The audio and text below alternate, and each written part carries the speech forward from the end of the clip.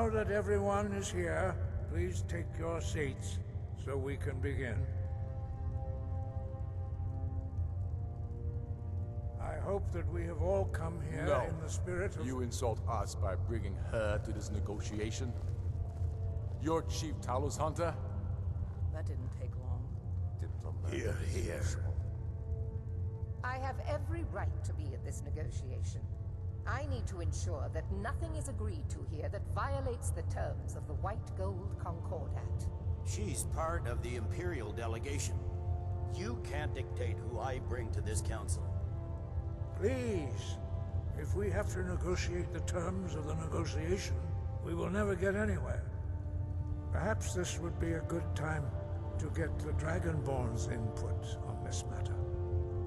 By Izmir's beard, the nerve of those Imperial bastards, eh? To think that I would sit down at the same table with that. Thalmor bitch. Either she walks or I do.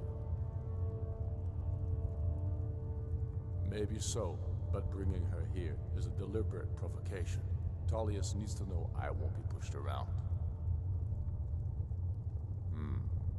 It feels like a mistake to me. But I'll bow to your judgment on this. But she is to observe, nothing more. We are not negotiating with her. Is that clear? Ulfric, why so hostile? After all, it's not the Thalmor that's burning your farms and killing your sons. She's supposed to be on our side? You know exactly... No. Not this time. Now that that's settled, may we proceed? I have something to say first. Here we go. The only reason I agreed to attend this council was to deal with the Dragon Menace. There's nothing else to talk about. Unless the Empire is finally ready to renounce its unjust claim to rule over the free people of Skyrim. I knew he wouldn't be able We're to here resist. to arrange a temporary truce to allow the Dragonborn here to deal with the dragons, nothing more. I consider even talking to the Empire a generous gesture. Are you done? Did you just come here to make speeches, or can we get down to business? Yes, let's get this over with. Are we ready to proceed? Jarl Ulfric, General Tullius, this council is unprecedented. We are gathered here at the Dragonborn's request. I ask that you all respect the spirit of High Hrothgar, and do your best to begin the process of achieving a lasting peace in Skyrim. Who would like to open the negotiations? Yes, let's get down to it. We want control of Markarth. That's our price for agreeing to a truce. So that's why you're here, Ulfric? You dare to insult the Greybeards by using this council to advance your own position? Jarl Elisif. General, this is handle this. outrageous. You can't be taking this demand seriously. I thought we were here to discuss a truce. Elisif, I said I'd handle it. Ulfric, you can't seriously expect us to give up Markarth at the negotiating table. You hope to gain in council what you've been unable to take in battle, is that it? I'm sure Jarl Ulfric does not expect something for nothing. Yes, that'd be entirely What would out the of character. Empire want in return? Wait, General, you don't intend to just hand over Markarth to that traitor? This is how the Empire repays us for our loyalty? Enough. First, let's be clear. This council wasn't my idea. I think it's a waste of time. You are a traitor to the Empire, and deserve a traitor's death. But I at least will negotiate in good faith. Since we're all here at your request, I'd like to hear what you think Markarth is worth. The rift would help secure our communications with Cyrodiil, and threaten Ulfric's southern flank. You heard the man, Ulfric.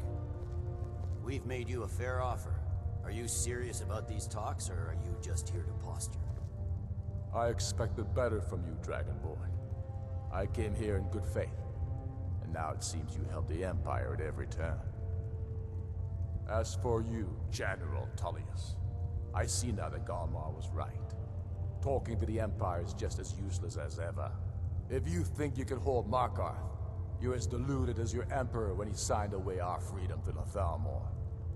Skyrim will never again bow to your false empire. Let's go, Galmar. I should have listened to you in the first place. You always were a fool, Ulfric. You're no better at diplomacy than you are in the battlefield. Stop! Are you so blind to our danger that you can't see past your petty disagreements? Here you sit arguing about nothing, while the fate of the land hangs in the balance. Is he with you, Delphine? If so, I advise you to tell him to watch his tongue. He is with me. And I advise you both to listen to what he has to say before you do anything rash. Don't you understand the danger? Don't you understand what the return of the dragons means? Alduin has returned, the World Eater. Even now he devours the souls of your fallen comrades. He grows more powerful with every soldier slain in your pointless war. Can you not put aside your hatred for even one moment in the face of this mortal danger? A very pretty speech. But what does it have Shut to up. do with the... If he's right about Alduin, we both have just as much to lose here, Tullius. Remember that. Now, back to the matter at hand. Don't hand me a mug of sheep's piss and call it mead. These terms are still not acceptable. I'm sure you have something in mind. Damn right we do. You surrender Falkreath to us. Sidgeir steps down, and Dengir of Stun resumes the Jarlship. Where do these demands stop, Ulfric? Do you expect me to surrender all of Skyrim? It seems I have no choice but to let the Dragonborn decide, although I'm starting to doubt your fairness. What say you, Dragonborn?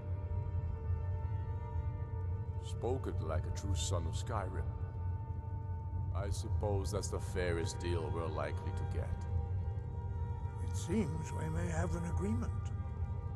Jarl Ulfric, General Tullius, these are the terms currently on the table. Markarth will be handed over to Ulfric's forces, Jarl Igmund will step down, and Thangvor Silverblood will become the Jarl of Markarth. The Stormcloaks will withdraw from the rift, allowing Imperial troops unhindered access. Jarl Leila Lawgiver will step down, and Maven Blackbriar will become the Jarl of Riften.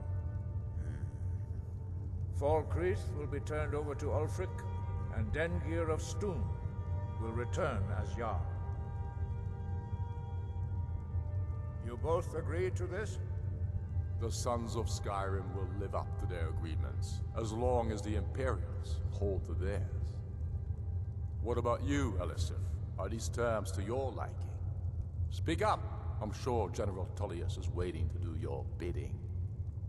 I have nothing to say to that murderer. General, you've proven yourself a good friend to Skyrim. I continue to trust that you will do your utmost to safeguard our interests. Thank you, Jarl Elisif. I appreciate your loyalty. The Empire can live with these terms, yes, for a temporary truce, until the dragon menace is dealt with. After that, Ulfric, there will be a reckoning. Count on it.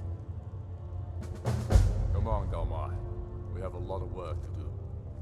Giving up Markarth is a heavy price for this truce, Dragonborn. I hope it was worth it. Jarl Balgruf, I assume you are familiar with the Dragonborn's plan. Yes, I'm ready to do my part. Just say the word, and my men will help you spring this trap. But the difficulty remains how to lure a dragon to Dragon's Reach at all. Well, that's an excellent question. You haven't overlooked that little detail, have you? Ah, I believe I can be of help here. I anticipated the problem. While you were arranging this meeting, I was busy in the library of Skyhaven Temp, an unguessed trove of lost lore. But the important thing is that the Blades recorded many of the names of dragons they slew. Cross-referencing this with Delphine's map of dragon burial sites, I believe I've identified one of the dragons that Alduin has raised up. Don't you see? The names of dragons are always 3 words of power. Shouts.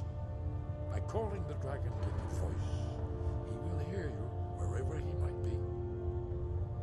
He's not compelled to, but dragons are prideful by nature and loath to refuse a challenge. Your voice in particular is likely to intrigue this dragon after your victory over Alduin. I think it's very likely that he will be unable to resist investigating your call. Ah, indeed. I'm no master of the voice, like these worthy gentlemen, but it is written here in this scroll. Oda Ving, winged snow hunter, as I read it. I hope this truce gives you what you need. It won't last. There's one more thing. We know about Parthenax. That's fine. We needed his help. Now we don't. And it's long past time for him to pay for his crimes. And he's not just any dragon. He was the right hand of Alduin. He committed atrocities so infamous they are still remembered thousands of years later. He needs to die. He deserves to die. And it falls to you to kill him. Until he's dead. Well, I'm sorry, but we would dishonor our oaths as blades if we continue to help you.